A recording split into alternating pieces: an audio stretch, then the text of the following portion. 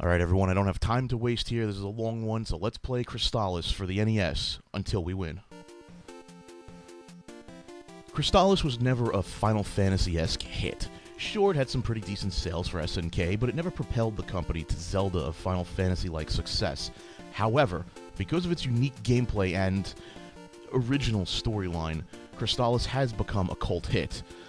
Also, the music rocks. You know, when it comes to digging into the history of video games, I like games like this. There's nothing complicated to dig through, no terrible Wikipedia articles to refute, no complicated backstories, nothing.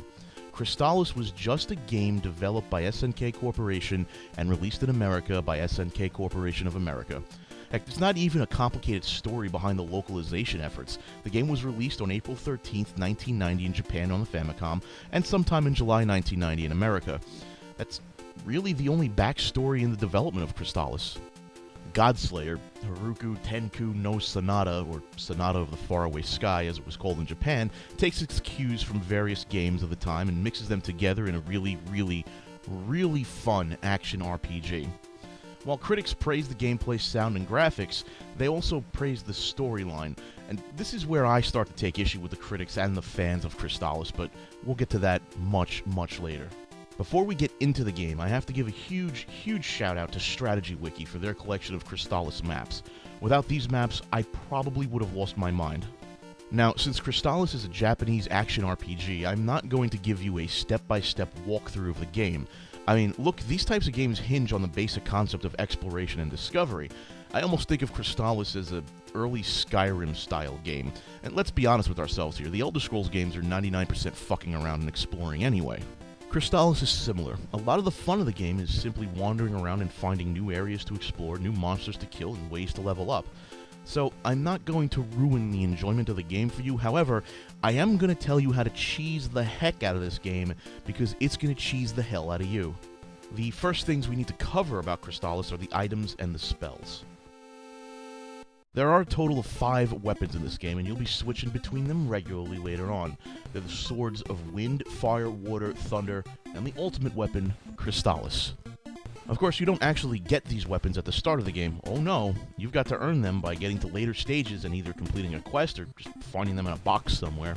Because when I think of safe things to do, I think of leaving powerful weapons locked in a box behind a waterfall. The swords also have a power meter, which allow you to power up an attack and shoot a projectile, similarly to Link's sword attack when he's at full health.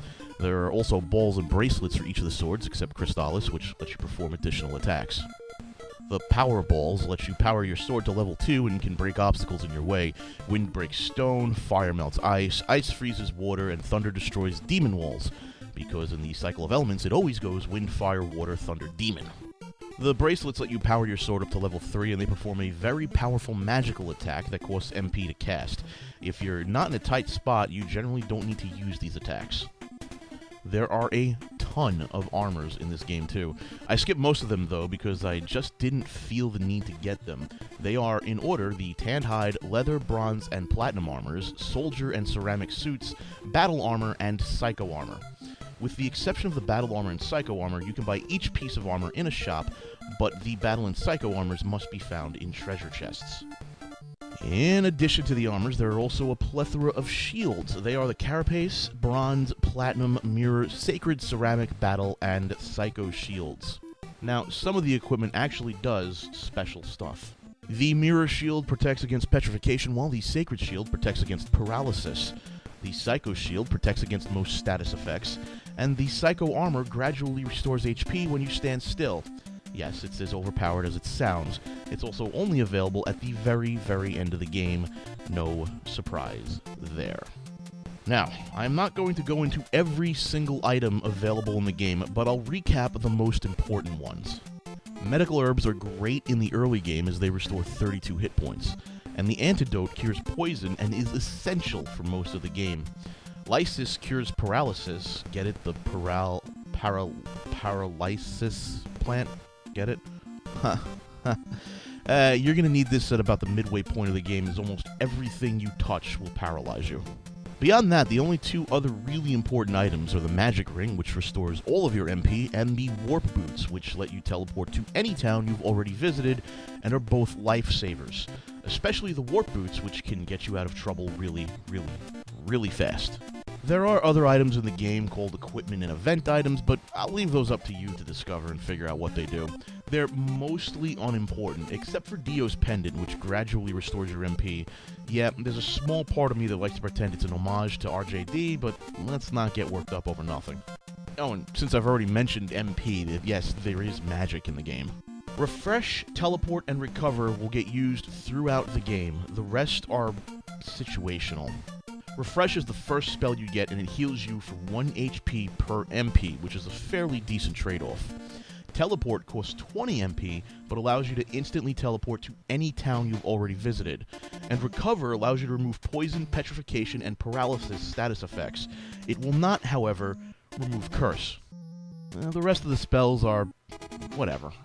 Paralysis has a minor effect in the game, allowing you to get past a couple of guards in town that are otherwise blocking doors. Telepathy is almost completely useless. It lets you talk to the 4 wise men who usually tell you useless shit like, hey, don't bother using this spell because you've got to do it on your own. Fuck you if you're lost and confused.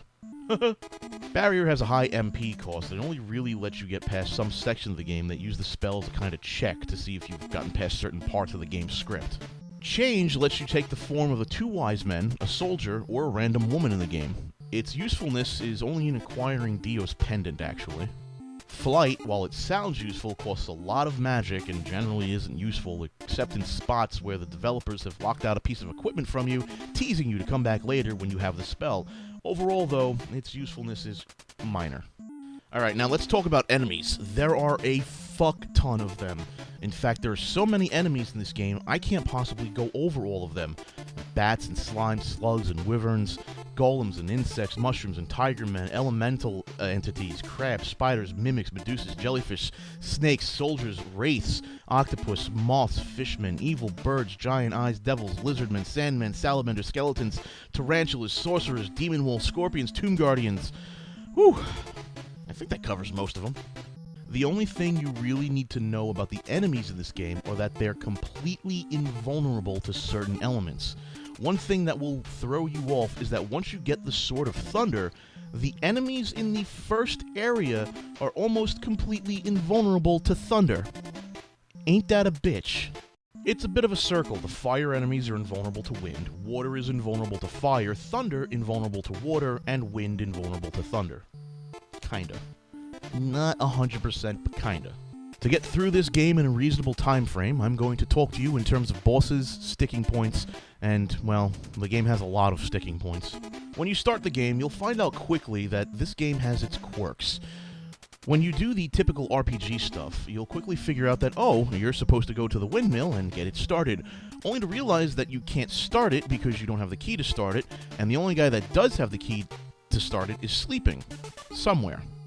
Well, in order to have the sleeping guy spawn, you have to find Zebu, the first wise man. Once you find him in the far left cave on the first overworld map, the sleeping guy will spawn in the windmill cave, which lets you wake him with an alarm whistle that you can buy from the store. Yes, it's that type of game. You wake him up, get the key, start the windmill, talk to Zebu to get your refresh magic, then go to the sealed cave where you'll acquire the ball of wind and then fight the first boss. See, that's how this game is going to work. You fuck around for 2 hours trying to figure out just what the hell you're supposed to do, then faff about for another 2 hours trying to get a high enough level so that the boss doesn't kick your ass. Now, before you actually fight the vampire boss, I recommend picking up the armor and the shield and leaf, and some medical herbs too. The added armor will greatly reduce the amount of damage you take, and the herbs will keep you alive longer. The vampire is really simple, and if you're having problems with him, stop right here. Put the controller down, go play Farmville. I am not saying this to insult you, I'm saying this as a warning. If you're having problems this early in the game, you are capital F-ucked. All this guy does is teleport around the arena and spawn bats. Annoying little bats that are hard as hell to hit. The trick to beating this guy is to just fire off as many level 2 wind attacks as you can. Since he teleports so quickly, you won't be able to hit him with your sword, so a projectile shot is absolutely needed here.